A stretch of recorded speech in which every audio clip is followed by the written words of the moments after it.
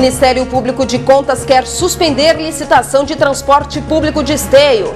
Com a chegada do frio, o Ubra Notícias começa a série de visitas a emergências do SUS da capital. Eu vi morrer 3 pessoas aqui, sentadas esperando um leito. E depois da massa de ar polar, previsão de chuva e temporais na terça-feira. Na Semana do Meio Ambiente, um exercício para medir a poluição nos automóveis.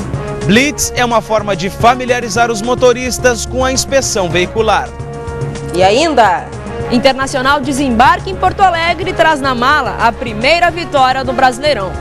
E os gols do Viçosa diante do Bahia. 6 de junho, está no ar o Ubra Notícias.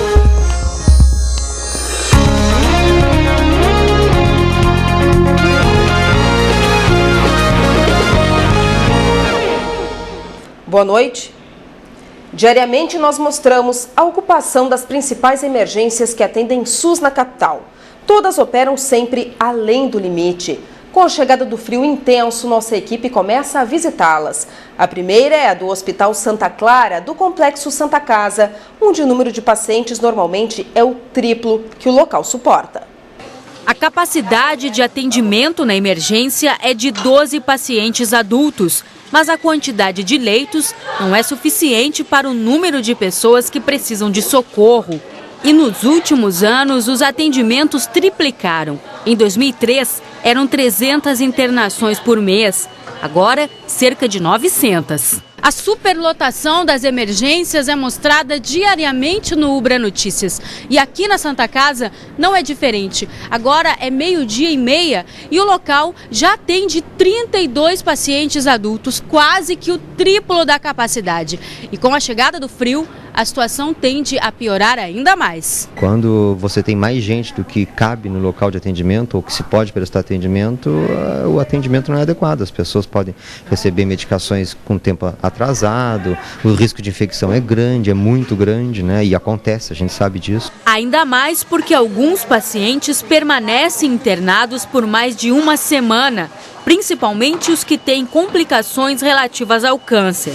Outras doenças também são registradas com frequência, como as respiratórias e cardiovasculares. E muitas vezes, casos de menor gravidade chegam para receber atendimento na emergência, tirando assim o lugar de quem realmente precisa. A gente tem uma população que está numa inversão de faixa etária, ou seja, nós estamos tendo uma população que está envelhecendo muito rapidamente, essa população está vivendo mais e, consequentemente, vai demandar cada vez mais serviços de saúde e cuidados para isso. E isso requer dinheiro, requer estrutura, ou seja, requer uma coisa muito séria, né, que é uma programação de investimento em saúde no país como um todo.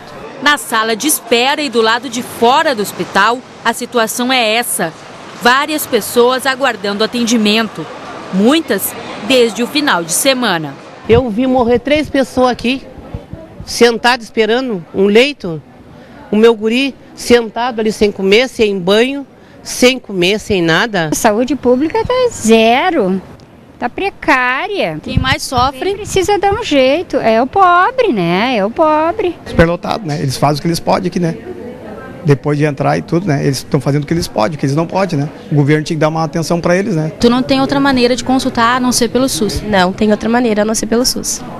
Quer dizer, situação complicada. É bem complicado, precária. Dr. Leonardo é responsável pela emergência há quase 16 anos e já se acostumou com as reclamações dos pacientes. As pessoas que estão doentes estão piores do que nós. A gente não se sente nem no direito de ficar desanimado, né, perante a situação dos outros, né, que estão numa situação muito pior.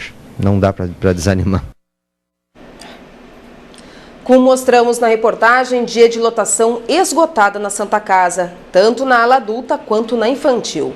Situação também crítica no Clínicas e no Conceição. No São Lucas da PUC são mais de 40 pacientes para 15 vagas. E este hospital é o que a nossa reportagem vai visitar amanhã. As mínimas negativas que atingiram o estado durante o final de semana não apareceram hoje. As temperaturas ficaram bem mais agradáveis. Mas nos próximos dias o sol dá lugar à chuva. Veja na previsão. A frente fria que está sobre o Rio Grande do Sul deixa o tempo estável nesta terça-feira. Na metade norte gaúcha, há risco de temporais com rajadas de vento de 80 km por hora. Os ventos de sul deixam as temperaturas baixas ao longo do dia. A mínima fica na casa dos 7 graus em Uruguaiana e máxima de 18 em Osório. Na região metropolitana, mínima de 10 graus em Canoas, máxima de 16 em São Leopoldo. Em Porto Alegre, o tempo fica fechado e com chuva ao longo do dia. À noite chove forte com risco de temporais e fortes rajadas de vento. Mínima de 11, máxima chegando a 15 graus.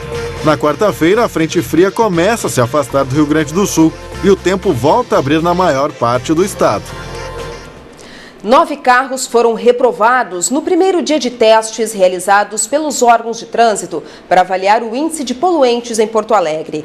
A Blitz vistoriou 40 veículos e serviu para familiarizar os motoristas com a inspeção veicular prevista para ser implementada em todo o Rio Grande do Sul.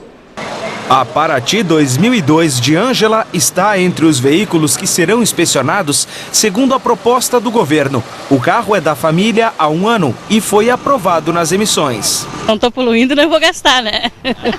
Já o Fiat Uno 96 de seu Aldemir emitiu quase 5 vezes mais poluentes do que o permitido. Entretanto, ele estaria de fora da vistoria. O projeto prevê que só os veículos fabricados a partir de 97 sejam submetidos à inspeção. Mesmo assim, o motorista aprovou a análise. Eu tenho que fazer uma vistoria agora, né? Aí eu já vou mais consciente, né? Fazer a vistoria consciente, sabendo de que maneira está o meu carro, não é isso? Os aparelhos são da EPTC.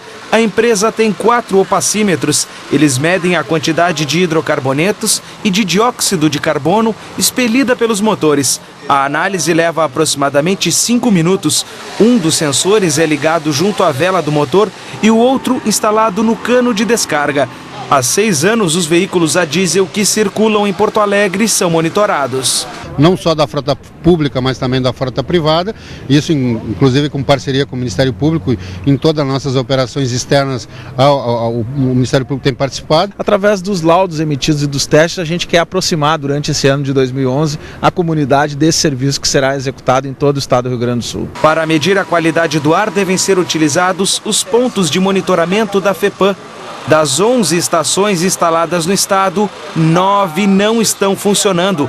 Outras 13 devem estar operando em 2 anos. A gente pretende arrumar os 12 milhões necessários para compor a nossa rede de 24 estações a pleno. A inspeção veicular é um dos 4 projetos enviados pelo governo aos deputados estaduais. Se o projeto for aprovado na Assembleia, os proprietários vão ter de pagar, junto com o IPVA, uma taxa de R$ 54 para custear a inspeção. Se o veículo não passar, ele deverá ser levado a uma oficina e, depois de prontos os reparos, volta para ser inspecionado novamente. Quando o projeto funcionar a pleno, a ideia é incluir todos os veículos. Seria o caso do Corsel 81 de Elaine. O veículo foi adquirido por ela e o marido há 2 meses e foi reprovado na inspeção.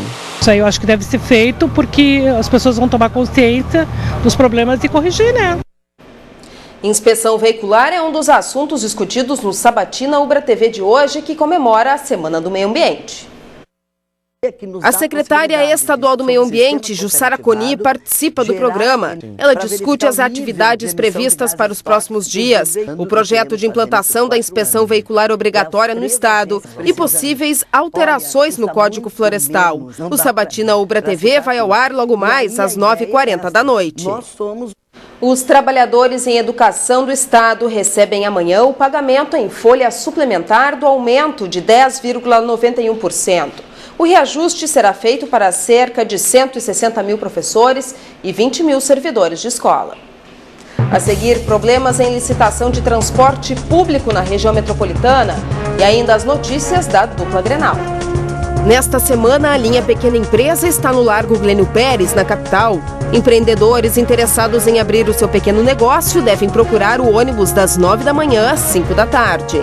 A agência Treino Sul oferece vagas de emprego na capital e região metropolitana, entre elas auxiliar de cozinha, chapista e nutricionista. Interessados devem enviar currículo por e-mail.